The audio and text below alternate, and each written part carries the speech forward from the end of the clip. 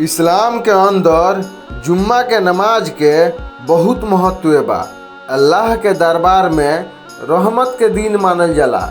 जौन इंसान जुम्मा के नमाज पढ़ेला ओकर पूरा हफ्ता के गलती माफ़ हो जाला आ वो इंसान के आवे वाला दिन में अच्छा जीवन जिए के संदेश मिलेला।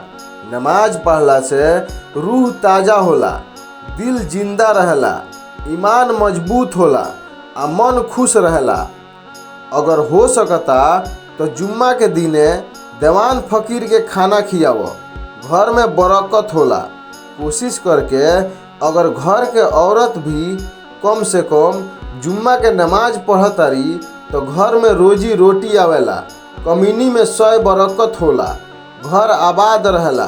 घर के बच्चन के भी कम से कम जुम्मा के नमाज पढ़े के आदत डाले के चाहिए। नमाज पढ़ला से पढ़ाई में मन लगेला, गुनाह करे के मन न करेला। अब्बा अम्मी के इज्जत करब, भाई बहन से प्यार करब, सही गलत के पहचान करे लगब, ईमानदारी के रोटी खाए के चक्कर में रहब, चैन के नींद सुतब। आ अगर 5 टाइम के नमाज पढ़ता रहो तो और बढ़िया बा।